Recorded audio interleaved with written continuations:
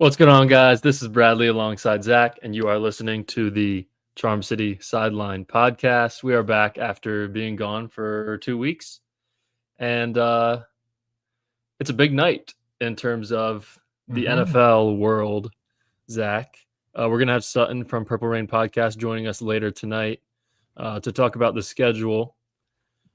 But first, we wanted to get into – there's been a lot of Ravens news recently that we haven't been able to talk about. So I guess first, Zach, we can talk about the Derrick Henry extension that happened today. 2 years, $30 million. Saquon got a 2-year, $41 million. So $11 million less than Saquon. Most ever amount of money for a running back over 30 years old. Derrick Henry now has 3 years left on his contract with the Baltimore Ravens. What a great feeling, especially before pretty news anticipation night, little icing on top really of the perfect schedule night. But yeah, Henry extension is what we've been asking for, as in really not even a need, but a want, just a luxury to have to make probably a little more money, maybe to free up for a different guy that we're going to talk about later. But it just feels good to have him here for 3 more years now. 3 years left on the deal now. And Henry has seemed to completely be engulfed in Ravens as in a culture and as in the other players there. Everything about this match has become about as perfect as you could ask for. So I was just so pumped to see that news. I was very surprised, though. I think that a bunch of us would say that. What's up, Prime Trust? Yeah, there's a lot of extensions that need to get done. Hamilton, likely the Derrick Henry one was able to get done. I'm honestly not sure if it saves cap this year. I would assume it does at least a little bit. Push it down a little. So yeah, this is awesome news. We kind of figured, we kind of all knew Derrick Henry wasn't going to be playing anywhere else for the rest of his career, kind of no matter what. But it's nice to actually get it done and see the number and know that he's here for 3 more years. And, he was better than we were all expecting last year. I was expecting like 1,200, 1,300 rushing yards, which is that's a high expectation, but he rushed for almost 2,000. So yeah, excited for year 2 of that. Todd Monken's here again. O-line is the same, maybe better. I'd say offense as a whole, personnel-wise, is probably a little bit better, slightly better than last year with Hopkins and Wester, and maybe a slightly upgraded O-line too. And you added, like Hopkins, and really just more experience in the offense, like you mentioned. Yeah, it's all just another level of hope, a different level of hope towards really the ultimate goal. I think he tweeted out something about just being appreciative and everything, and towards the main goal that we're all hoping for. And I was pumped to see this happen, just in general. Yeah, for sure. And then second topic, we're kind of going to breeze through these first 4 things because we really want to get into the schedule here. But Justin Tucker was released. I think it was May 5th, 9 days ago. So that happened after the Ravens drafted Tyler Loop. We kind of, they weren't going to have both of them in the building during training camp. That was just not going to happen. And you don't want a rookie kicker in that environment. I mean, I would say I agree with the decision. They also saved $4.2 million this year. So, and then $7.5 million of dead money will be split up over 26 and 27. By the way, the fact we're even talking about 2027 kind of makes me sick. But yeah, thoughts on the Tucker release, Zach?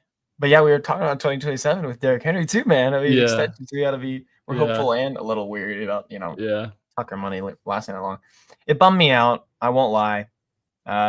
Even with Loop drafted, there was still a sliver of hope with me, thinking that maybe he gets out of this whole situation clean, but it just seems like it's a lot and it's too much. And Loop seems like he's our guy. And given those 2 things, plus the fact that, like you mentioned at the very beginning, the locker room, if they were to both be here through training camp, the whole locker room is already friends with Tucker. They're going to be Mhm. they're not going to give the rookie his love and credit Yeah. and his, confidence even needed for the rest of the year. So if the whole plan was to have Luke be the starter, you have to have Luke be the starter from not even day one. We're day negative like 300, 400, whatever it is. So 400. yeah, whatever. So we need all confidence, all shifted gears towards Luke being the guy, and I'm really excited as in a new chapter of that. I've never really been a Ravens fan, and Justin Tucker's not the kicker. Yeah. So it's a new era in that kind of feel as well. Yeah, I would say I've been a Ravens fan for about 3 years of no Tucker because you had Cundiff in 11. I kind of started watching the Ravens around like 2009. So, yeah, it wasn't much time. And I kind of felt similar to this when Lamar Jackson took over in 2018, more so 2019. I was like, Joe Flacco's been the quarterback my whole entire Mhm. life of being a Ravens fan. So it felt weird. And this is obviously not as big as quarterback, but it's still definitely an interesting feeling that there's going to be a different kicker here. Yeah. But obviously hope for the best. They did sign John Hoyland from Wyoming, Mhm. which it kind of annoys me because, like, okay, they signed him, right? And then everyone's like, "Oh, is Tyler Loop already performing?" I'm like, "No, he's like they're just Mm-mm. like he didn't miss 9 kicks the first day of rookie minicamp. Uh, they just want to have 2 guys. I mean, if Hoyland kicks his butt off, I guess they at least want to have a sort of they don't want a rookie 6th round pick to have the job already, I guess, maybe. Hmm. I can But yeah, appreciate that. hopefully he comes out strong. Hopefully he looks good in the preseason. 'Cause Yeah, that's definitely the first. Well, I'll be honest, the last couple of preseasons have been kind of just in one ear out the other. This will be one where it's like I'm hoping to see Yeah. some field goals made, some points on the board, I guess. Yeah, that's a good point. I don't know if I'm gonna be gassing up this preseason more than normal, but it is like we'll be interested to see if we have a punt returner that can catch the ball, Hmm. if Loop is making kicks, like how is Emory Jones look? Like I feel like there's a lot of guys that we'll be more Yeah. interested in than normal. Okay. I would say the worst news of this cycle Hmm. is Darius Washington tearing his Achilles Yep. yesterday, 2 days ago. I don't even remember. But Yesterday. yeah, he was on a 1-year, $3.2 million deal. Really sucks for him because even with an average season from him, he was going to get a decent payday from either the Ravens or from someone else. Yeah. And that's not going to happen. He's a free agent this upcoming offseason. And Ravens are going to need to sign a safety probably. Current safeties on the roster are Kyle Hamilton, Malachi Starks. Your normal team, that looks great. And I was talking to my friend Henry about it. And he was like, because I was mad that Darius Washington tore his Achilles, and Henry was like, "Why don't you just be normal and play 2 safeties?" I was like, "Well, that's not how we were. That's not how we roll over here." So Malachi Starks, Sanusi Kane, Bo Braid, Keandre Jackson, and Desmond Igbinosun are 2 UDFAs. Yeah, and this goes back even to before the draft. I was more on the side of edges are number one Yeah, need, interior D line, O line. I like those needs over a third safety. I love Ardarius. I love Kyle. I want them to be the 2. And it's just incredible how stuff can hit you so quickly. I mean, Ardarius in conditioning and this happens. It's just a massive bummer as in a fan of him and really his potential to get this, next level contract that he's most likely was going to get by the end of the year. And now it's back to a recovery and an uphill battle for him. Makes me very thankful for Starks. It probably means that he's going to be starting day one. It might have been yeah, up in the air, maybe does he start, the first snap, but you could pretty much lock that kind of stuff in now. I'm just bummed for him.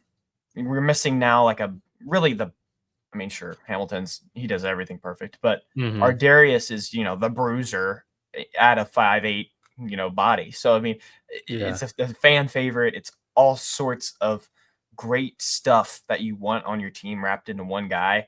A feel-good story. I mean, everything. And it sucks that he doesn't even get to start thinking about this season unless it's about a recovery process. Yeah, like made the team as a UDFA 5'8" safety out of TCU, was injured 3 years in a row, and then had one chance and played really, really well all year. The hit stick on Russell Wilson in the Steelers game, which was not going well. I Amazing. think some people forget about it. That game Mm-hmm. was not going well when that play happened. And Texans Christmas Day at the goal line, stopping Joe Mixon, him and Trey White over there in the corner together. A lot of good moments from just one season. And it's going to suck to not have him. I was watching like NFL Live, and they were kind of saying how, like, yeah, this sucks for Ardarius, but like the Ravens are fine. They took Starks. I'm like, okay, fine, yeah, but like this will have an impact. Like, Sure. it's not like we're losing our number 3 left tackle. Yeah.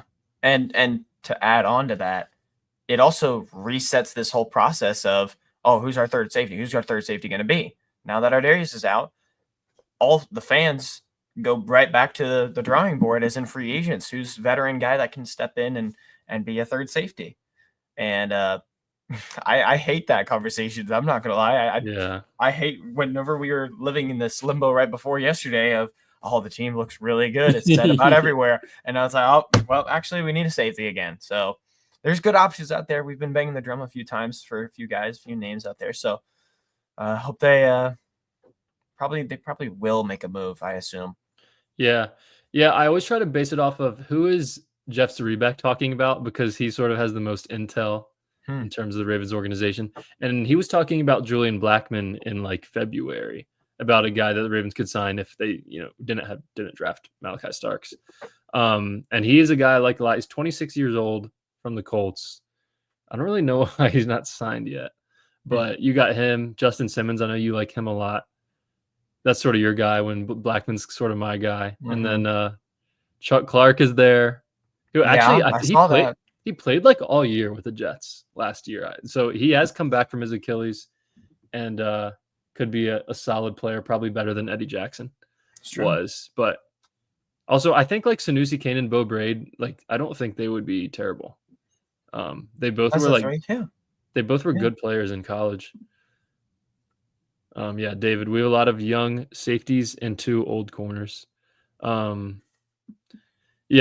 now if you include the 2 UDFAs, the Ravens have 4 safeties who are either in year 1 or year 2 right now. So it'll be interesting to see how that plays out. Maybe one of those UDFAs, I mentioned them earlier, Keandre Jackson out of Illinois State or Desmond Igbinosun out of Rutgers. Maybe one of those guys makes the roster, and we have 3 7th-round picks / UDFA safeties on the roster in September. That'd be awesome. But yeah. Really, our last part of all of this, talking about money earlier, talking about, I just mentioned edge help, but I thought it was kind of covered. Jadaveon Clowney was released. Yeah. Brad, do you think that there's any chance that this could happen? I mean, I think there's a good odds. I'm not sold on if we need it or not. That's my whole thing. Yeah, I would like it. Now, you need a safety now. You did need a nose tackle. I think they're going to sign a nose tackle no matter what. Maybe like a trade for someone in August. You send a 5th for someone. But Clowney, it is interesting because I was reading a Zrebeck article on The Athletic, and he was sort of mentioning, and I feel like, Zach, you felt strongly about this, is like, are you inhibiting the development of the young guys, right? Like Mike Green, Tavius Robinson. Adisa Isaac didn't really get a chance to play last year. I think he's kind of thought of as a bust. He was hurt all last year. It wasn't like he was playing like bad football. So you got Isaac, Tavius, Mike Green. Ojabo is going to be tough for like Ojabo to make the roster without signing an edge rusher. So, but they did get that something with international. They get to keep Ojabo on the practice squad now if they want. It's like an extra practice squad spot. But yeah, Prime Trust said he'd love for Clowney to come back. Are you like fully against it, or do you just feel like you want the young guys to produce?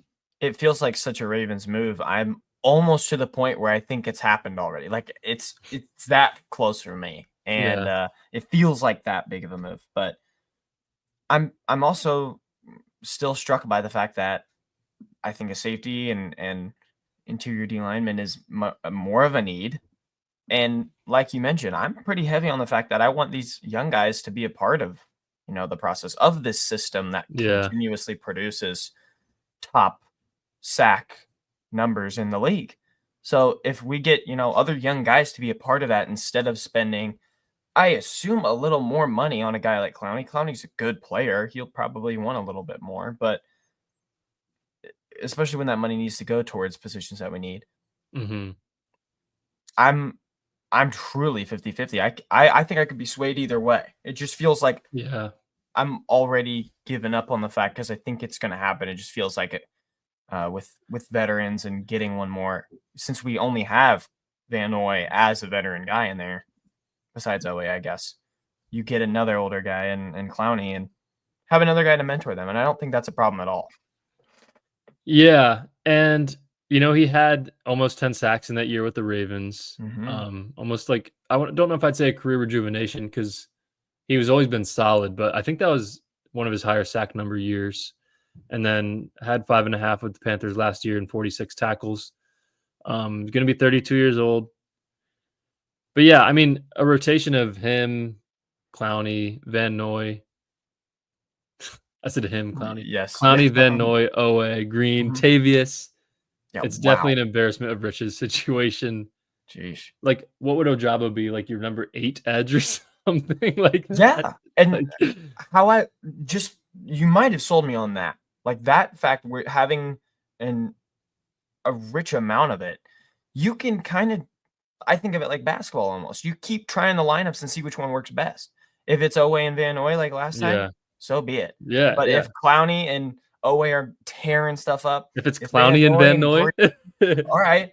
I mean, it doesn't matter. Whatever group that really works out there that produces the most, because as of now, anytime it's happened, we've gotten better. If Clowney had 9.5, and then the next year Van Noy had his 10 plus, and then also Owe has his. I think the Clowney year was Matabike's year too, right? Wasn't that a great year for him? Yeah. So no matter where you get it, someone's gonna get to the quarterback still.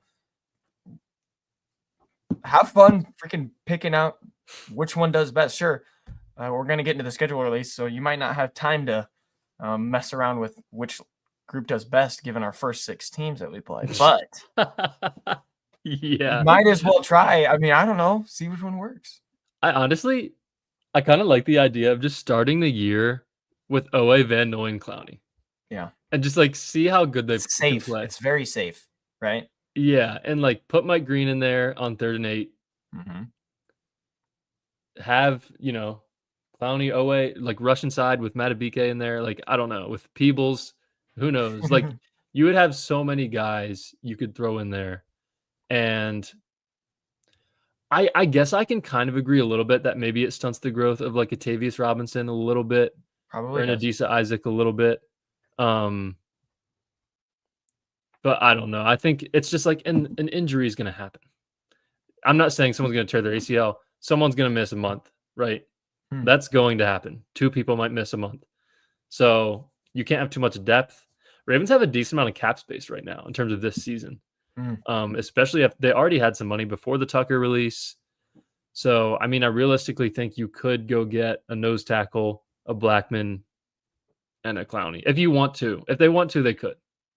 So I don't think you need to like choose to get Clowney and not sign a safety. Yeah, it just feels like a Ravens move to get him. Yeah, like, it felt like everyone was calling it right when he got released. It was like, oh, well, he's gonna go to the Ravens. But yeah, I can't wait to see. I can't wait to see because it's a big decision, as in what our front office thinks of those guys too.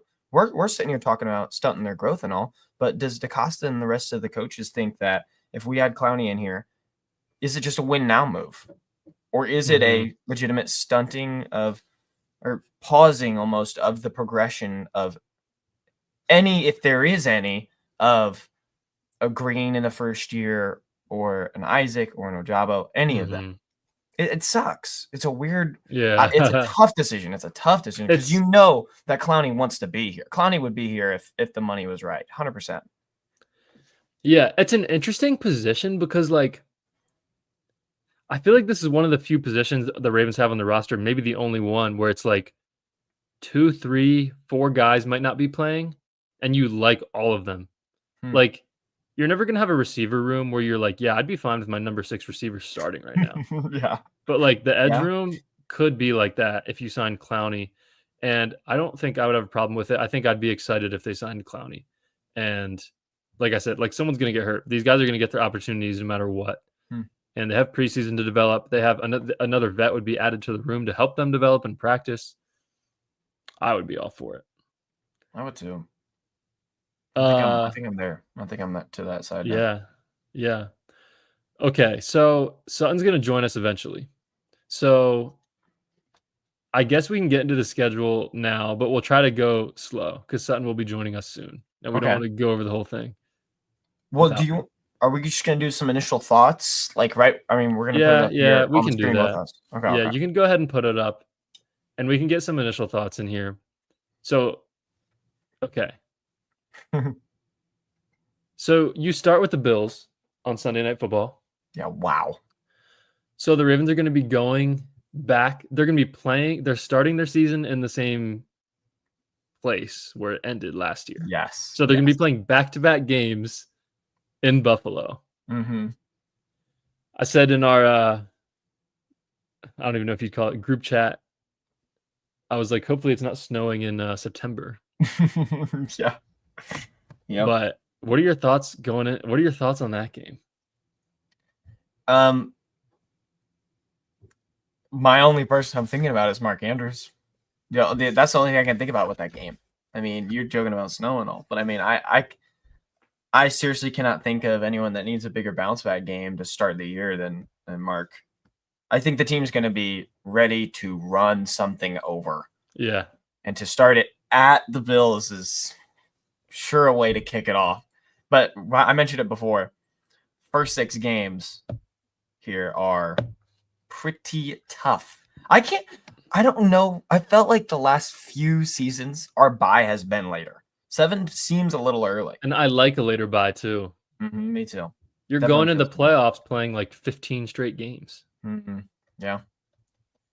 And but just the Bills. I mean, I don't want to get too far ahead because I have multiple talking points for later on too. Yeah, I mean, Bills here to start is pretty awesome. It's a pretty great start. I guess we could try to stay on the Bills for a little bit. Like, I wonder, like, how's Mark Andrews going to play in that game? You know what I mean? And then also, same with the Chiefs last year, which Chiefs ended up having an insane regular season, and it didn't even matter. But this game is massive for tiebreaker, seeding. Like, it's not week 1 versus the Jets. Sure. And you know what? We were texting 2 days ago, and I was like, I really hope for once we can start like 2, 3, 1 p.m. games to start the year. Like a very quiet 3-0. No one's talking about the Ravens. No, that's not going to happen. Prime time week 1 every year. I guess they did have 22 and 23. They did start 1 p.m., but quickly got into prime time right after that. So I don't love it from the standpoint of like, this is not what I was hoping for. It's extremely exciting though. And I kind of like I honestly would rather this game be in Buffalo than Baltimore. Because you need the experience of going back there and you need to win winning. It. Yeah, you need to win there. All right, I'll agree with that. A win in Baltimore against the Bills would not feel the same. No, it wouldn't.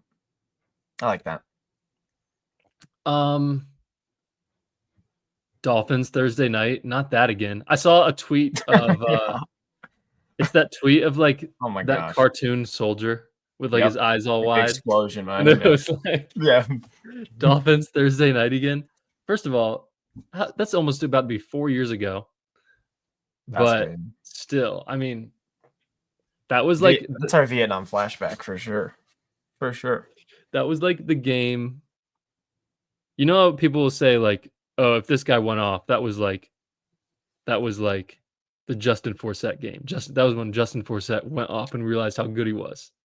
This was like the Greg Roman game, but opposite. Like this was like this guy has no passing concept. Completely inept. Oh my gosh, it was unbelievable. It was horrifying to watch. That was like It doesn't feel like any Dolphins game of ours has been fun to watch in the last few years. Besides that, was it the season opener? No, but when we clinched the 1 seed in 2023. Okay. 56-19. Forget about that. The season opener. It's either really good or really bad. We've had some pretty crazy games against the Dolphins. I know. That's what I'm thinking. You got the season opener in 2019 where Lamar, no one thought he could throw a ball the year before, and he's 5 touchdowns. Yeah, it goes nuclear. 2021, what I just mentioned, the Greg Roman game. 2020, did we play them in 22?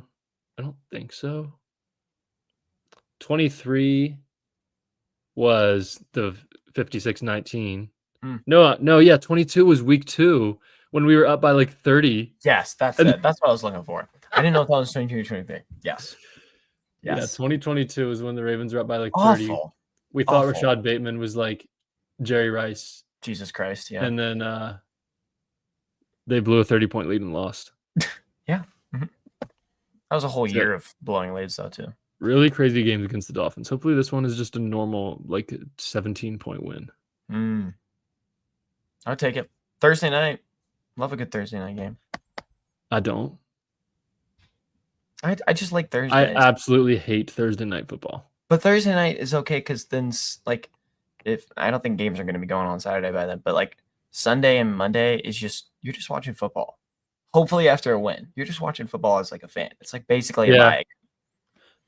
I'm fine with the when the Ravens play on Thursday night, it's like fine. You get a primetime game, whatever.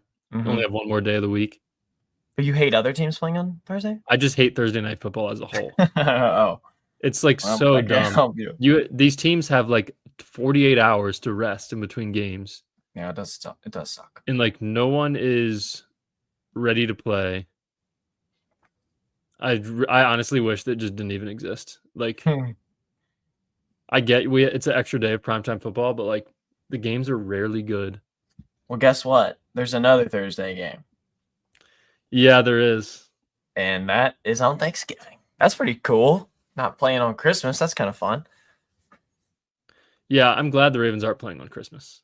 I know. I think that's what Lacey DaCosta, Mr. Eric DaCosta's wife, was tweeting. I was very quickly over that. The Niners game, it was really fun. We blew them out. And it's funny, you would think the Ravens like got killed on Christmas last year. Yep. But it was just like, I don't know. Like and Texans it's too much. Disgusting, yeah. It's like a busy day. You're with the family. Like, I don't want the Ravens. You're right. Playing on Christmas. It was interrupting. Yeah. But like, we had Beyonce in the middle of it. We're talking all this crap about playing on Christmas. We can't do that. We can't do this. It's like, what is ever happening Thanksgiving at 8 p.m.? Nothing. Everyone's stuffed on the couch. Like, just having a good that's time. not interrupting anything. And like, football is a part of the day on Thanksgiving anyway.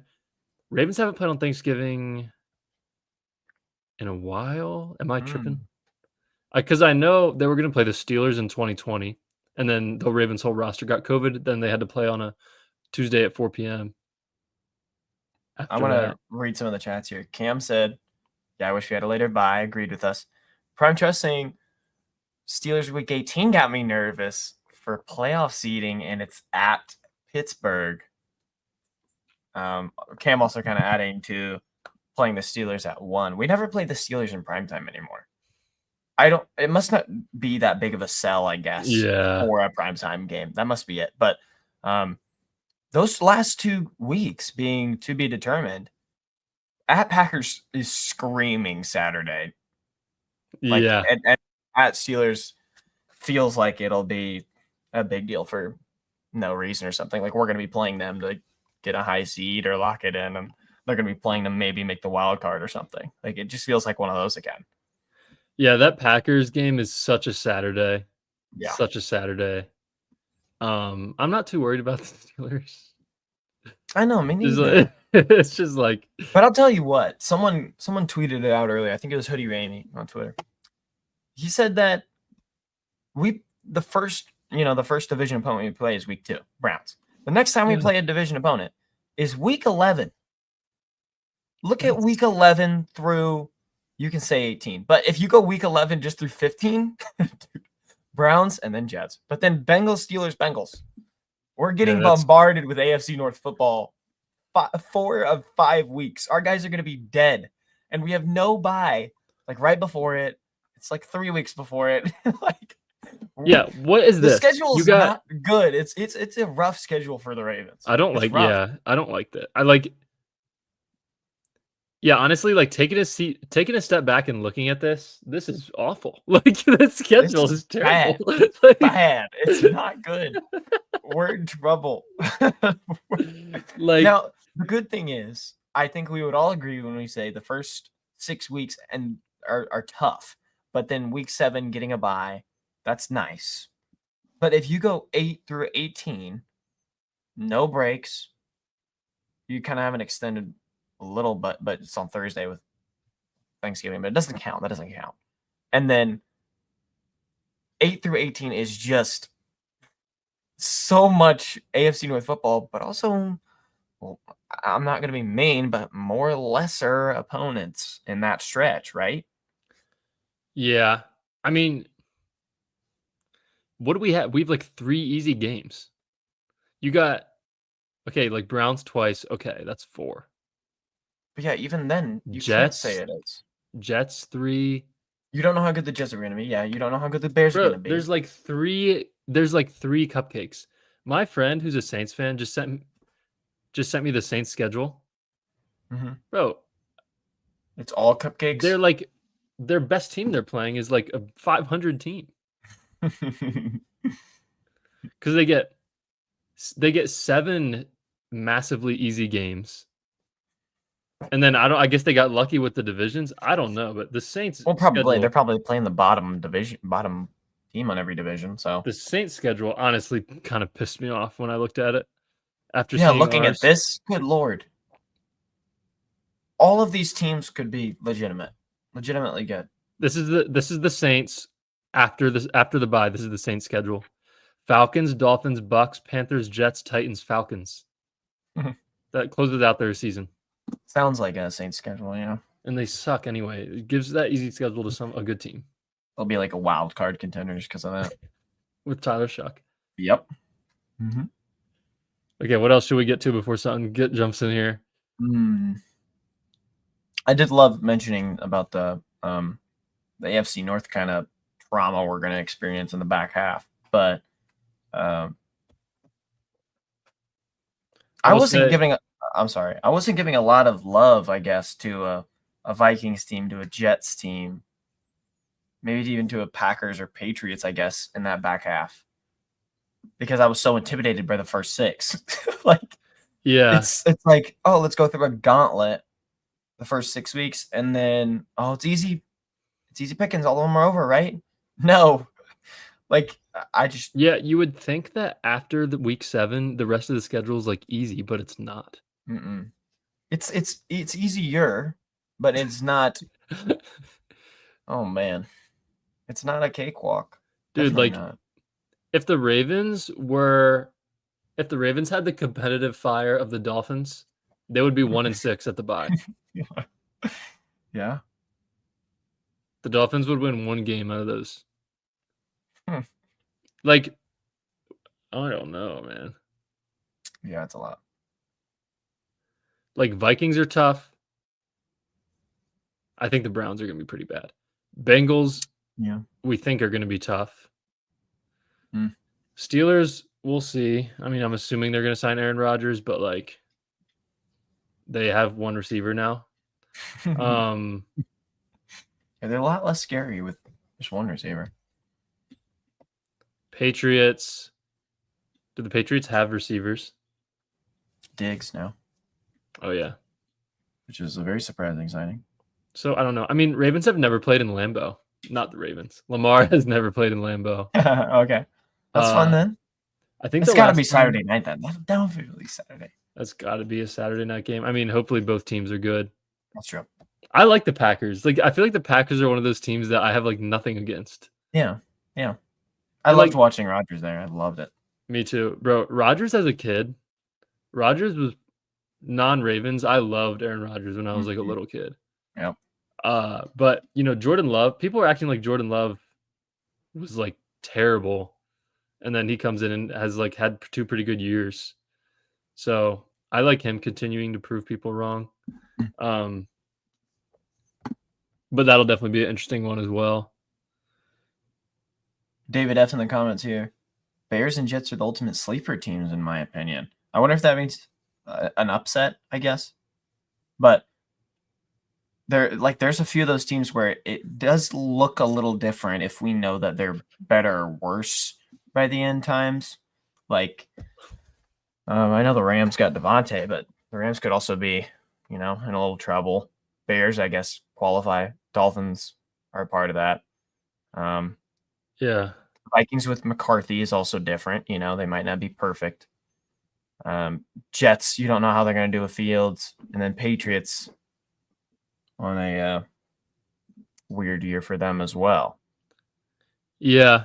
It's a lot of coin flips on if they're going to be quality opponents or not. And it feels like, if you give half of those as good and half of those as bad, then again, it doesn't look like the back half is that bad again. Yeah. Yeah, like I'm not counting the Bears as a easy win. I'm not counting. I mean, the Vikings won 14 games last year. It's the only my easy, quote unquote easy wins are like Browns twice and Jets. I'm not even counting the Patriots. You're not counting the Patriots. I mean, okay, you can throw that one in there. You can say 4. You can say they have 4 cupcakes. They usually lose one of their cupcakes. Usually lose. Like, by the way, this graphic was made by Paul Mancano on Twitter. I forgot to shout him out. Okay, shout out. This is very nice, clean looking. It's so hard to find a good schedule graphic when they all get released. A lot of them are all crazy, but what were you gonna say? I find it incredible that Ravens Chiefs is not a primetime game at all. I guess 4:25. It'll be America's game and all that week. Yeah, it'll be Nets and Romo. We're giving a little love to like the front here. That Lions game. The Lions games have been pretty. At least the last 2 times that I can even remember. Well, one was very climatic. The other one was definitely anticlimactic. Like it was like, oh, Ravens Lions is gonna be such a big deal, and then it was a block. And then the other one was the freaking Tucker 66-yarder. So I don't know. I have such high hopes for like that early kind of stretch because what we've seen so many times is the Ravens start off slow. Last year was 0-2. I feel like every other year before that was like we somehow are 2-2, no matter who we play the first 4 weeks. Yeah. And now you get basically the toughest opponents of your schedule that early on. So hopefully the Ravens start out strong, at least strong enough to where I think we'd be okay with 2-2.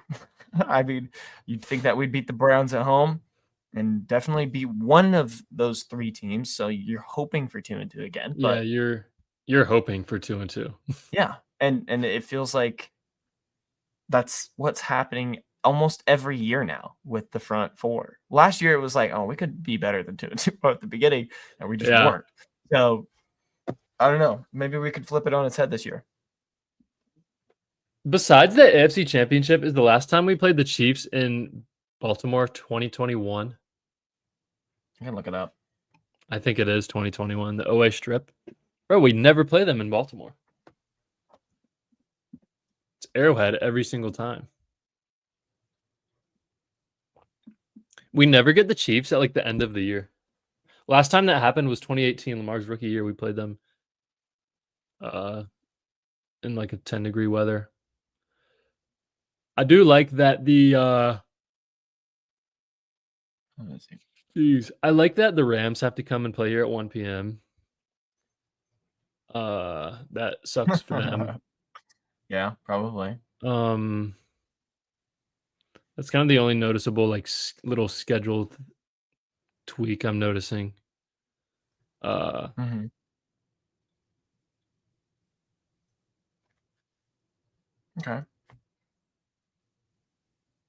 So maybe if Packers go Saturday night, we end up with what, 5 primetime games. Yeah, I mean last I year we wonder had how 7. Was it 7? We had 7 last year if you include the standalones. Which is what? Like Saturday? Christmas Day didn't count as a prime time, and Saturday Steelers didn't count as a prime time. What? It's ridiculous. So like I think the Thanksgiving doesn't actually. Maybe it does. Yeah, so if you were playing at like 4:30 on Thanksgiving, that wouldn't count as a primetime game because it just means like nighttime. Oh, that's But weird. That's Packers weird. will eventually be a standalone, so they'll finish with 5, which is normal, pretty normal. The first 6 is insane. Mm-hmm. XX Beast in the chat saying 4-2 going into the bye is ideal. I mean, I would love 4-2. I just don't know if that's gonna happen. Like, if we're just predicting the first 6, Mm-hmm. like, I'm thinking it's pretty difficult to win at Bills. I think it's pretty difficult to win at Chiefs. But the rest are at home, which I feel comfortable with, but not necessarily sold on the fact that we would handsomely win all of those. Mm-hmm. Texans and Rams are teams that we like tend to win those games. Browns, I guess, at home, we would hope. But Lions is the toss-up. That's the one where it's like a 3-3 situation is definitely possible.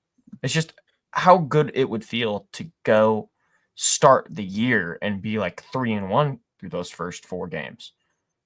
Or maybe 5-1 through the first 6. Yeah, like 5-1, 4-2 would be amazing right there. Right? You just never start that hot. I wish we would. I feel like the Ravens are almost always 4-2, which it'd be tough to be better than that this year. That's true. Like I feel like a 2-0 start is very plausible. Honestly, like these are good teams, but these are not good teams that the Ravens are bad against. The only one is the Chiefs. Yeah. The Ravens are at least even against the Bills. At Bills? Yeah. Bills? 2019. The Hayden Hurst, like 60-yard touchdown. Who the Ravens traded for a second-round pick. Yeah, I'm looking at it now. Yeah. So Bills about 50-50. Lions, Ravens always beat the Lions. The Chiefs is the kryptonite game. Texans and Rams, Ravens beat them every time. So it's like that is that's what you're looking at right there. Okay, let's go ahead and Zach, let's get it back to the 3 camera and we'll get Sutton in here. I heard, man. All right. Special guest Sutton from the Purple Rain podcast is here to talk about this schedule release. How's it been, man? We haven't talked to you since before the playoff loss, I think. Yeah, man. Yeah, man. I know. It's been good. It's been good. First off, howdy to y'all fellas. How are y'all doing? Good. How are you, man? Good, man. It's good to see you guys again. Like you said, yeah, we haven't talked since before the playoff loss. And, yeah. I feel like that's a little bit too long because I feel like we talked about, in that episode that we were going to talk like maybe a couple weeks after that or something, but just never came to fruition. The whole entire Ravens community was in shambles after the playoff loss. So I understand totally 100%. But nah, man, I'm doing well. I'm doing really well. It's funny. I know I'm a little bit late. That's my apologies. Got off work a little bit late today. Yeah, bro. But the good thing about this is that I actually have not seen the schedule at all yet. Really? Really? I haven't seen it yet. I haven't seen it. Okay. I only know the first 2 weeks. But other than that, I'm clueless. Okay, so this is actually awesome. So all you know is Bills and Browns, right? Right. Okay, should we throw it up there or should we like reveal it to him? Like, what should we do? We can do like a quick reveal. I think that'd be cool. You want to you want us to put it up there? You want me and Zach to like walk it through? Walk it through because I want to hear you guys' takes, and then I want to be surprised. I want to be surprised each way. Each step of the way. Okay. So let me pull it up in my other tab here. Okay. I can just say like we can kind of rotate which weeks. Yeah. Okay. So Buffalo is a prime time. Cleveland is 1 p.m. Week 3 at home against the Lions on Monday Night Football. Any thoughts Week there? 3 at home against the Lions. Oh, you said Monday Night Football? Yeah. Yes, sir. ESPN special. Okay, I mean, no, it's a pretty tough start to the schedule. Honestly, I would have preferred if we started with the Lions and then went Browns and then went Bills. Just me personally, I'm not a big fan of the NFL forcing the Ravens to relive past playoff traumas in week 1 of the regular season. They love it. Okay, like They love it. it happened exactly. It happened last year. It's happening this year. I don't know what it is, but yeah, man. That Lions matchup does intrigue me though. That would be one if I were still in Maryland, I would definitely go to that one. Yeah. But yeah, man, it's tough schedule so far. Yeah. And Sutton, I want to get your thoughts real quick because Zach and I were texting about 2 days ago, and I was saying like, I love it when the Ravens can just have like 3 1 p.m. games to start the year and like have a nice quiet 3-0, but that's just not going to happen. So No, it is not. Unfortunately not, man. I mean, like I was saying it, I made a YouTube short earlier today reacting to them announcing the Sunday Night Football against the Bills week 1. And I was saying like, why can't we just get in a rhythm? You know what I mean? Like week 1, give us the Jets, give us the Dolphins, you know what I mean? Like any other AFC East team basically. And let us slap them around 1 p.m. CBS. And the next week, maybe we'll take the Browns, right? And then week 3, we're already, 2-0. We're flying high. We got our momentum. We got our rhythm going. We got our feet wet for the season. I don't really like the fact that we have to get our feet wet against the Bills, right? That's going to be one of those big emotional dump type of games. Like you guys can remember week 1, Thursday Night Football against the Chiefs in 2024, right? That one was such a huge emotional dump, especially with the way that game ended. The toenail out of bounds from Isaiah Likely that would have tied that game or been the go ahead, would have set up a 2-point conversion.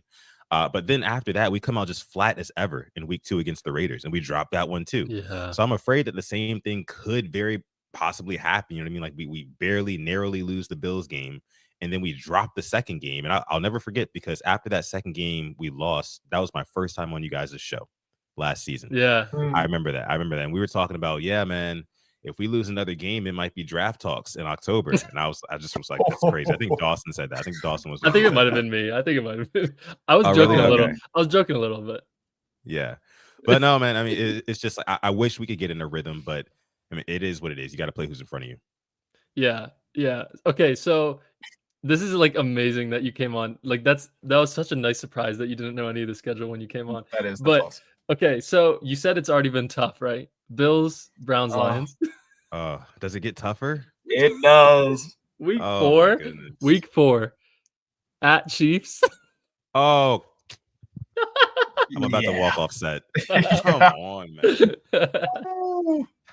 So the first month is just the gauntlet, right? So I'm expecting like the back end of the schedule to be a little bit more favorable. So I'm gonna keep listening. But Chiefs week 4, is that at home or is that in KC? KC, which we never play them in Baltimore. Yeah, you're right. Last time we played them, no, I'm saying I'm like annoyed at. Last time we played them in Baltimore regular season, I swear was the 2021 OA strip. I think it's been since then. Yes, you're correct. Yep, that's true. Okay, Zach, go take us to the next 2. Next 2, yeah, we'll rip them off. They're Sunday games as well. Week 5 is at home against the Texans. Week 6 is at home again against the Rams. You know what? Listening to this schedule released so far, because like you talk about a team like the Rams, you talk about a team like the Texans. These are teams that in theory the Ravens should beat, right? But I was having a conversation with somebody about this earlier today because a lot of people have been talking about, draft lottery for the NFL and what that would do, things like that, as compared to the NHL, MLB, NBA. And I was just thinking, like, I don't think that the NFL necessarily needs a draft lottery because there's already enough parity in the league to me. There's already enough competition because even teams like you mentioned, the Texans and the Rams, who in theory, again, the Ravens should beat, those are still 2 damn tough teams, right? So what are we, like 6 weeks in now or 7 that we've named off so far? 6. Yeah. So yeah, I mean, So 6 weeks in, you basically got 1 cupcake, and the other 5 are tough. It's not like you got Bills, Browns, Lions, Chiefs, Texans, Rams, first 6 games, and then you have a week 7 bye. So wait, what's the cupcake to you, Bradley? Browns.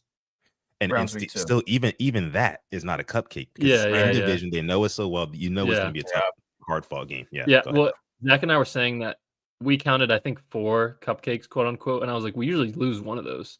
So, Yeah. week 7 bye. I want to get your thoughts on that because I feel like a lot of people complained about the later bye last couple of years, but I like that more having like a week 14 bye gearing up for the playoffs. You know what? I mean, now that I'm hearing it in real time, and by the way, if you hear my dog bark in the background, please disregard. I'm so sorry about that. Very good. But look though, week 7 bye, I actually really do like the idea of that because if you think about it, they already put us through an absolute gauntlet for the first month and a half of the season. Yeah. I think that our guys are definitely going to need that rest. We haven't even mentioned playing the Steelers yet, right? So it's like I think we're going to need that rest going into the second half of the season. So I'm actually a fan of having the bye week kind of smack dab right in the middle of the season. I like it though. You guys don't? I don't know about Zach. I like having a later bye. Me too. I mean, it does kind of feel nice given the first 6 are that difficult. So I don't know. I'm 50-50 on it. I do like a later one though. I just remember this bye last year. It's like Michael Pierce got healthy and like there were so many, especially what you're about to find out, Sutton, like so many division games at the end of this year. And it's just going to be, I mean, it's easier in terms of the quality of teams, but I don't know. I like having that later bye. Like everyone's always so banged up, like week 13, week 14, you give them a week. But maybe you can get the 1 seed, get that bye. Okay. So after the bye, we'll start going by twos this time. After the bye, they play the Bears in Baltimore at 1 p.m. and then Thursday night against the Dolphins, which I guess you haven't been able to see it, but it reminds us all of the Thursday night against the Dolphins in 2021. So hopefully it's not similar to that one. Right. Yeah. The all-out blitzes were just they were killing us that night. I remember. Yeah, man. I like to think about it, week 8, right after the bye, you go against the Bears. That feels like the Bears are going to be deer in headlights. Like after, a rough 6-game stretch. And then you have a bye, you get right. Maybe whoever was injured in the first couple of weeks is healthy now. Then you go play a Bears at home. Like that would be a good strong win, hopefully against a competent Bears team, or at least a contending somewhere for a playoff spot Bears team. Yeah, I agree. And you said that one's at the bank, right? Yes. Yeah, I mean, definitely. I think we're talking a massive blowout incoming from that one. I don't know what Harb's record is off of a bye with the Ravens, but I know it's really, good. really good. It's really, really good. So, and who was the team? Just remind me, who was the team that we played right before the bye again? I'm sorry. Rams. Rams. Okay, so Rams right before the bye. That'll be hard fought, but I do have us pulling that one out, going into the bye, then coming out beating Chicago. All right, who do we got next again? At Miami, the Thursday night game. Yeah. I like that one as well. So, okay, so we're kind of see, these are what I would call cupcakes for the Ravens, right? The Dolphins to me are cupcakes for it. I mean, I don't believe in outside of that, what was it, 2022 year? I want to say it was the comeback. Yes. When Tua threw like 7 touchdowns or something crazy like that. Yep. Yeah, outside of that, I mean, we've really stifled the Dolphins on offense, defense, special teams. So I fully expect that going forward. I think that the Tua and Mike McDaniel relationship, I don't think it's necessarily stale. I just think that it just does not work in Miami, especially for like long term or like real actual playoff success. So I think we beat the Dolphins too. Okay. Yeah, I kind of, now that you say that, I do kind of agree. Dolphins might be cooked this might be the end of the Tua McDaniel. It's wow. It's on his last leg for sure. Yeah, I wasn't thinking about it like that, but that's a good point. Zach, take us through the next few. Yeah, well, I think I want to talk about this one because Week 11 has a little more implications. Week 10 is at Minnesota. It's a Sunday game. Minnesota's kind of a fringe team, whether they're going to be great or not. It all depends on McCarthy, I'd say. But at Minnesota, 1 p.m. Any thoughts about them real quick? No, that will be an interesting one that I think that the Vikings keep close early. I just have a feeling about 1 p.m. We're on a little bit of a roll here. Minnesota comes out. Maybe they score an early touchdown, maybe deep ball to Jetters or something like that. The Ravens go down 7-0 and maybe 10-0 something like that. It's like, oh, they kind of spook us a little bit. But then, at home, the crowd stays in it. Henry gets going, and we end up winning that one by maybe 2 possessions. So, yeah, that's an interesting one. Like you said, I mean, that is pretty much fully relying on what happens with JJ McCarthy, because if we remember just last season, the Vikings actually did really, really well, especially in the regular season. I know they got bounced early in the playoffs, but they played really well. And then Sam Darnold just kind of shat the bed in the playoffs, as people kind of expected him to. So there's a little bit of a wild card factor with JJ McCarthy. I know that he was performing really well in preseason before he got hurt, or in camp before he got hurt last year. So the jury will tell. I like to always say, give until about November, around Thanksgiving, and we'll see what JJ McCarthy is really about. What's the date for that game, by the way? That Vikings? One is November 9th. Big 10, November 9th. MSO. Yeah. So I think that JJ McCarthy, if he is still starting by that time, that's either going to like make or break his confidence and the confidence that the team has in him, I would say. I like that. Yeah, Colin Cowherd always talks about give the quarterback until Thanksgiving. So it is pretty, sort of close to that timeline. I always think that's kind of an interesting timeline to sort of talk about, and it's pretty close to that. All right, go ahead, Zach. Yeah, I only wanted to take a second to introduce Week 11 because this is another division matchup. Week 2 was our first. The next division matchup is in Week 11. Big stretch there. Week 11 is at Cleveland, 425 somehow, but at Cleveland. That is weird. Week 11. Yeah, it's weird that we get both Cleveland games out of the way before we play either the Steelers or the Bengals even once, Yeah. And there's 9 weeks between the first and second Cleveland game. So this is one of those backloaded division heavy schedules. Kind of like per usual, I would say. I think the past couple of seasons we've kind of seen that. They've been kind of like backloading our divisional opponents, which I kind of have mixed feelings about. One, because I have negative feelings because the division is always, it's a tough, nasty game every single time you play in division, right? And late in the season, when guys are already kind of dealing with certain injuries already and whatnot, it doesn't help going into, Cleveland at 1 p.m. CBS, or is that the away game? The second one, is that the away game? Yeah, it is. Yes. Mm-hmm. Yes. Yeah. So just the risk that something might happen, and knock on wood, right, that nothing does happen, but those games are always nasty. Now, where I feel positive about is that, a lot of the teams in the AFC North, that is, are weaker than us, just kind of objectively, right?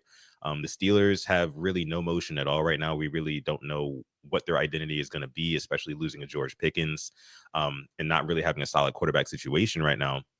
The Bengals are still suffering on defense. We don't know what's going to happen with Trey Hendrickson, and the Browns are, they're the Browns. We have no idea who will be starting, for them at quarterback by that time.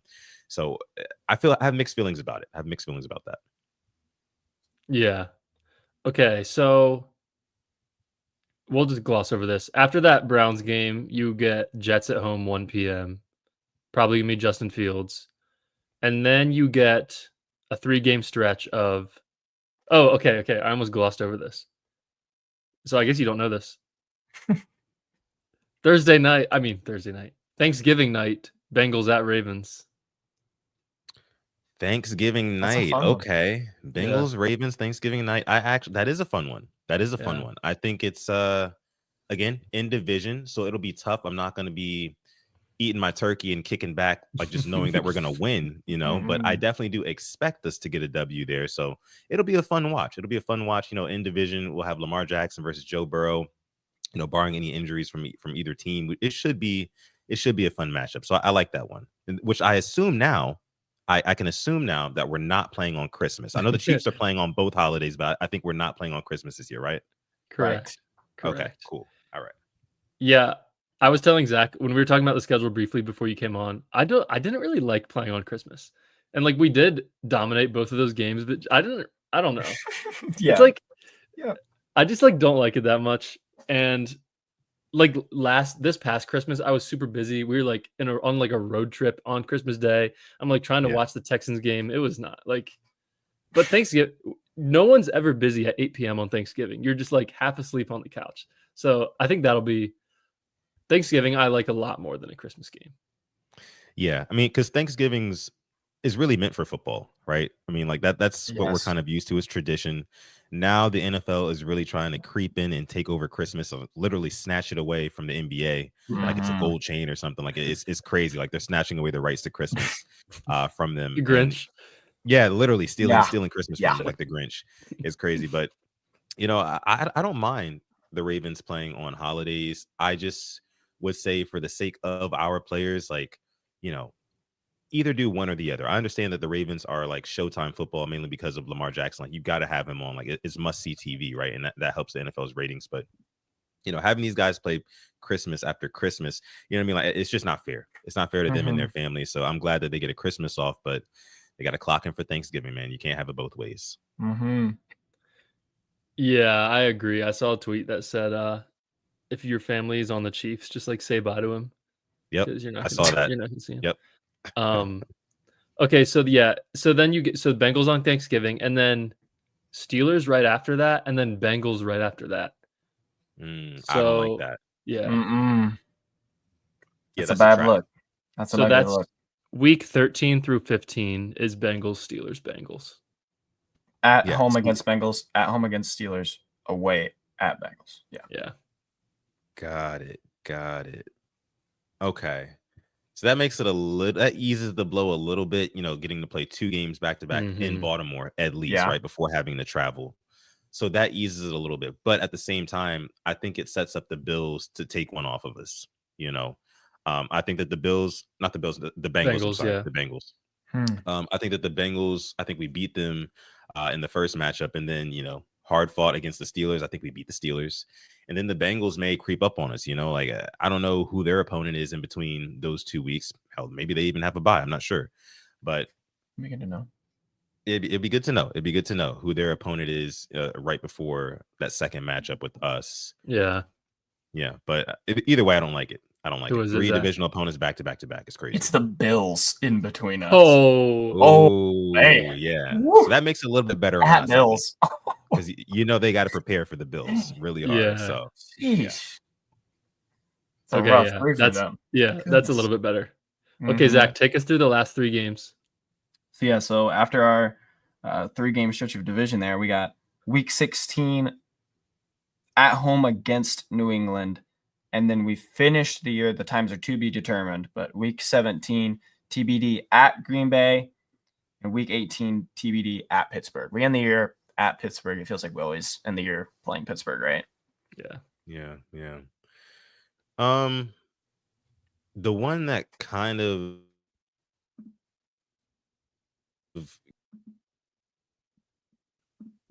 at Green Bay.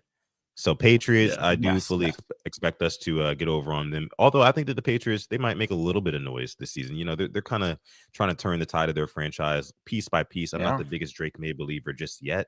I still kind of have to wait and see. He's another guy where give it till Thanksgiving, I'll know exactly where I stand on him. Packers do give me a little bit of pause. I do remember last season before the season started, I think it was one of those joint practices that the Ravens had with the Packers. And just every single beat writer was coming out with news of how the Packers were just working the Ravens. Like the first teams were just working, our first teams. And that kind of gave me a little bit of concern. Obviously we don't play the Packers that much because they are in a different conference than us, but that should be an interesting game. I think that by that time in the season, they'll probably be jockeying for a position in their division because, you've got the Lions there who are going to be making noise. Who knows what Chicago, I don't know what else is going to happen in that division, but I think that they will be jockeying for the top spot in that division and maybe even the conference. So they're going to play as tough. And that could be a trap game right before the end of the season, depending on where our positioning is in the AFC. I'm really excited about going to Lambeau because, the Ravens, first of all, like you said, Sutton, they rarely play the Packers. And, the last time they played in Lambeau, Joe Flacco was the quarterback. So it's one of those things where it's, just visually, aesthetically, it's, cool to see. And Zach mentioned probably will be, a Saturday standalone game, too. Yeah, it's got to be. That feels like such a Saturday game. Yeah. Why wouldn't the NFL put the Ravens against the Packers on Saturday television, so everybody can watch? It makes sense. It makes sense. These guys are geniuses. Yeah, so that'll be That Packers game will be around like December 27th, 28th. So that'll be cool. Yeah.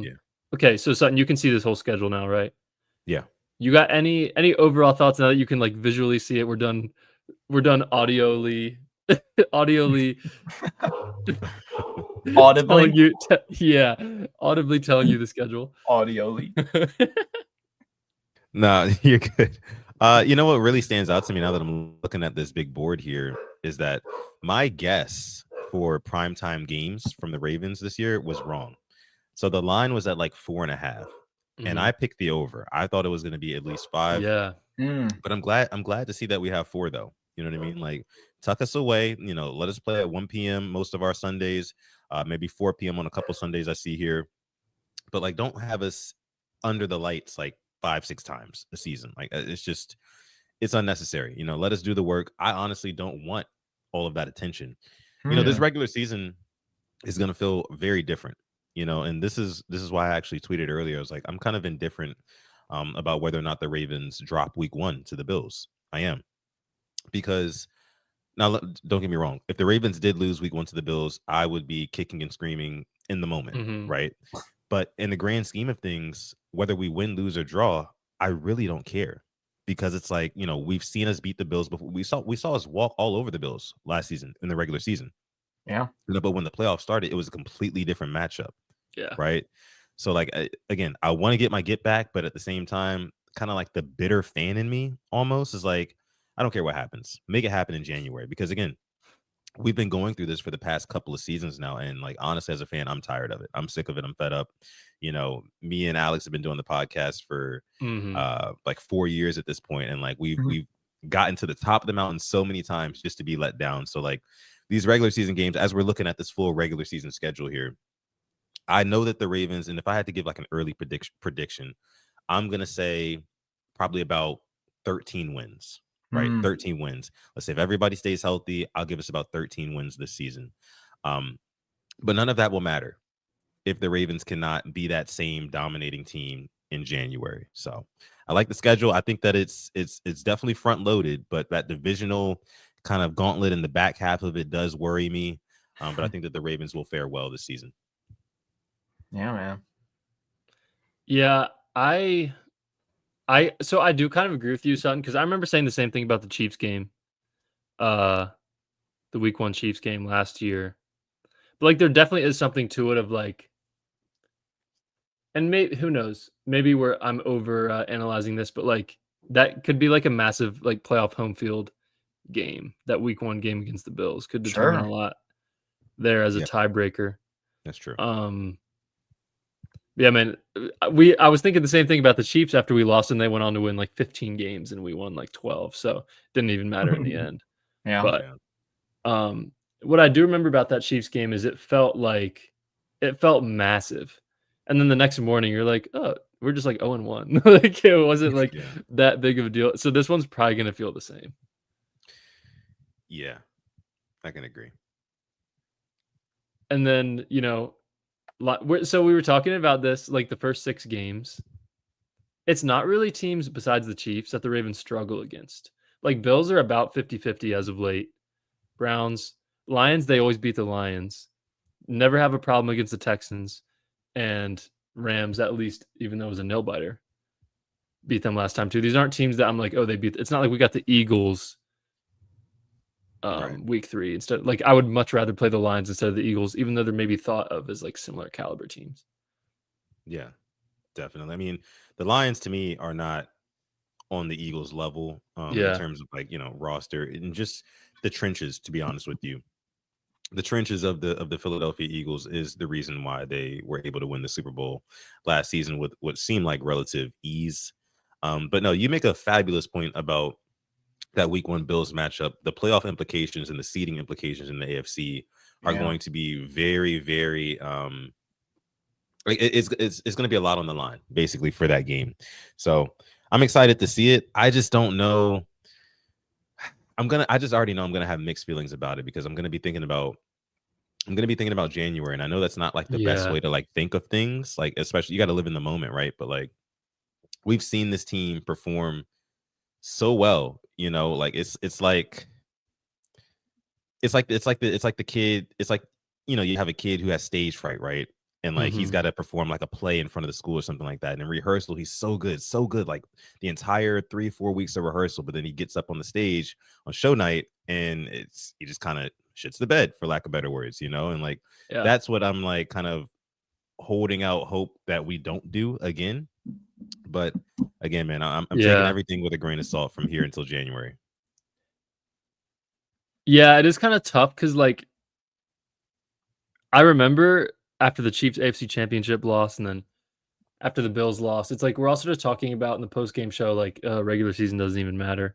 And like, yeah, that is true, but also it's like once you get into it, you're so excited to watch these games, and like you're pumped up and stuff. But like looking at it right now, and even this is like an exciting moment getting the schedule release. Yeah, I agree with you, Sutton. It's like it is kind of hard to be excited about the regular season because it's like because of what you just said. Yeah, man, it's tough. It's tough. But as a Ravens fan, as a longtime Ravens fan, like you said, once I get into it, I'm going to be in lockstep with every single game, like tuned in, watching every single down, analyzing it, watching tape after the games, all that. Because I'm excited for the season. I'm excited for, the new acquisitions that I think could potentially take us over the top. We haven't even talked about, the draft. I know that just happened a couple of weeks ago, but some of the additions we got from the draft, I have a lot of excitement for in terms of like how they can potentially help us get over that playoff hump. But I'm holding out hope, and I think that this regular season, I think going into it, I'm actually happy that there's some continuity. This season, especially with the coordinators, right? Defensive coordinator Zach Orr is going into his second year, and I think that that's really, really going to help the Ravens get off to a much quicker start than they did last year. In 2024 season, when they kind of had to figure things out for the first couple of months, right? They dropped the first 2 games. The next couple of games were hard fought. The defense was giving up big plays on the back end of the secondary, things like that. And then we finally got it together. Week 10, we moved our Darius Washington and Colin Hamilton back as safety. I know we won't have our Darius Washington this season. He went down with an Achilles yesterday, which really, really sucks.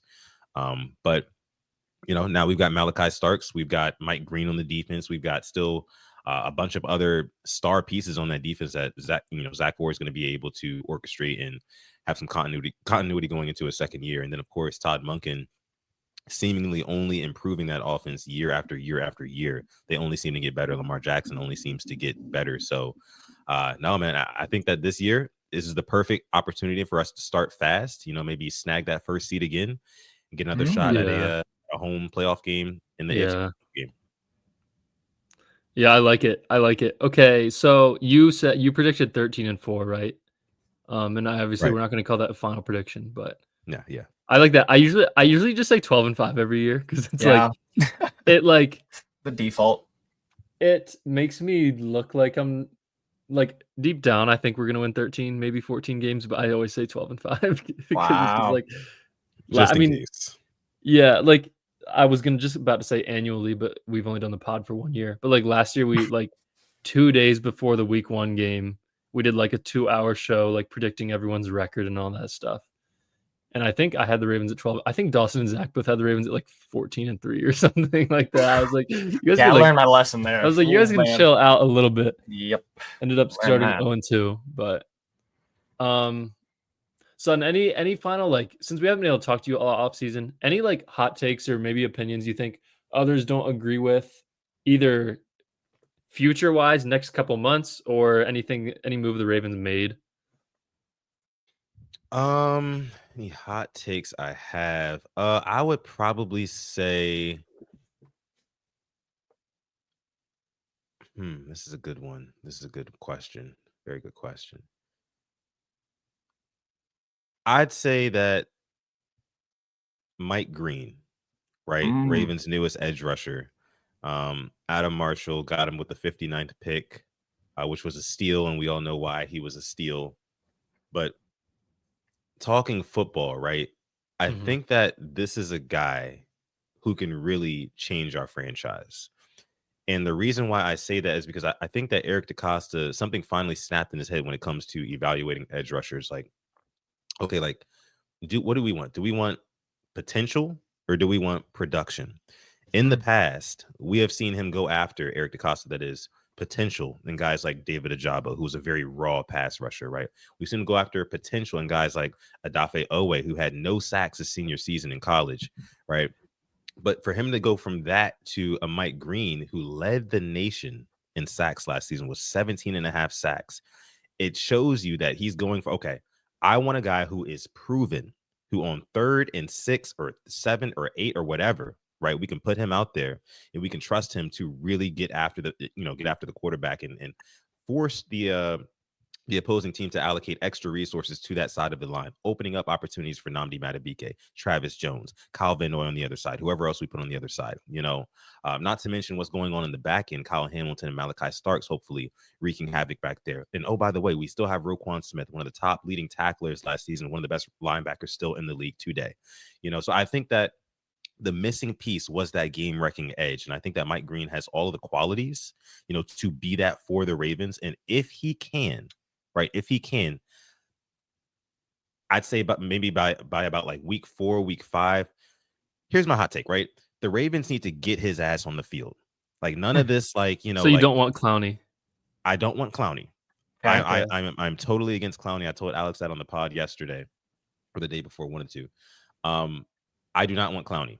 I do not want him taking snaps away from Mike Green. And another reason why I don't want Clowney, some people might say, oh, he had like 9.5 sacks with us. Mm-hmm. Like, why not reunite? Okay, Kyle Van Noy had 12.5 last year, right? We already have that veteran presence at edge. We don't need 2. We need young guys. And that young guy, I think, is going to be Mike Green, and he will take us over the top, defensively, and that will translate into the playoffs as well. Because the main thing in the playoffs is we don't really get sacks. We damn sure don't get turnovers. Yes. I think that's the missing piece for us to kind of force some of those turnovers is that game-wrecking edge, and I think that he does that for us. I like it. I love that. I love that. Yes, I'm like, we talked about it. It was just kind of talking about a bunch of the last week of news, I guess, for the Ravens about really Clowney too. I'd almost swayed fully to the side of, okay, I'm okay with Clowney with signing as help towards the edge room, like making it about an embarrassment of riches, make it about trying to find the right group to make our system as quality as possible. But then on the other hand, I wouldn't say I'm as that big of an advocate for Green, although I loved that pick probably more than I did Starks. I think that I totally agree with you. I want him to have as many opportunities as possible, because if you can unlock what you're talking about, a franchise level edge guy, that is the only thing that we could possibly need towards, I don't know, a legitimate domination every year. Yeah, a Super Bowl. That's it. And you can't say that's the reason maybe we lost, the last couple times in the playoffs, but you can say that would definitely help as an elite level guy. And I love that, man. I'm totally on that side. Yeah. Yeah. I was saying I would like to sign Clowney just because like people are going to get injured, and I feel like having a stacked edge room I would be okay with. I would think of it less as a Mike Green thing and more as a Tavius Robinson thing. Like I think he might be a little bit more in the backlight, and like Adisa Isaac wouldn't really get a shot at all, and like Ojaba probably doesn't even make the team. But I just think there's going to be injuries. I would rather sign both a nose tackle and a safety more than Clowney, though. I will say that. Wow. But I would be fine with Clowney. I think it'd be kind of cool. Yeah, and just to kind of put a bow on what I was saying, like turnovers, especially turnovers in the playoffs, they start with pressure up front. You know what I mean? Like you have to get pressure up front immediately. You're not going to always be able to rely on the back end, Kyle Hamilton or Malachi Starks, who's going to be back there now to kind of make plays in the secondary. You have to force errant throws. You have to force them to knock the quarterback off their spot. And really, like, it's important. You have to flip the field. You have to be able to flip the field in the playoffs. That is absolutely huge. Whoever wins the turnover battle in playoffs, they win like almost 80% of the time. I think the exact number is like 79% of the time. It's crazy. And I don't know if you guys knew this, but since the start of the 2019 season, Lamar Jackson has started a drive 0 times in opponent's territory out of 8 games in the playoffs. 0 times. Right? We can't flip the field. We're not flipping the field. So we're not doing Lamar Jackson any favors. If he gets 1 turnover, we're basically cooked. right? Let alone he got 2 Yeah. last year. He needs to clean that up too. But the defense has to be able to force turnovers because these other teams are. I mean, Josh Allen has started in opponent's territory 13 times in 13 playoff games. Oh my goodness. Dang. Right? Jeez. You know what I mean? Mahomes 20 times in 21 games. Like it's just there's something that is missing. It's not clicking, right? And I think it starts with defense, right? It's bend but not break, but like you have to be able to break the other team. You have to turn them over in the playoffs in order to get a leg up. Yeah. So I'll end it with that. I love that. Dang. I like that. And I promise I'm not starting a long discussion here. But like the 2012 playoff run, like Corey Graham against the Broncos, like they were getting turnovers every game. And like that was the year they won the Super Bowl. And yeah, they just have not done that recently. So, and I'd agree, it starts with the pass rush. So, yeah. You guys either of you have any other final thoughts on the schedule or anything else this offseason? Well, I know Zach doesn't about the offseason, but I think I'm good for now. Yeah. Okay, cool. Well, yeah, that was a nice long episode. Zach and I talked about all the if you're just joining us, by the way, Zach and I talked about Clowney, Washington, Tucker, Derrick Henry at the beginning of this. Then we got into the schedule release. So feel free to go back to that, guys, if you missed it. Once again, Sutton, thank you so much for joining us. We'll definitely try to have you on June and July. Get a big discussion going about the upcoming season. More of that playoff turnover talk. We can definitely talk about that for hours. But yeah, everyone go subscribe to the Purple Rain podcast. I'll put it in the description. And yeah, appreciate everyone for watching. Feel free to like the video, subscribe if you're new. Check us out on Spotify, link in the description.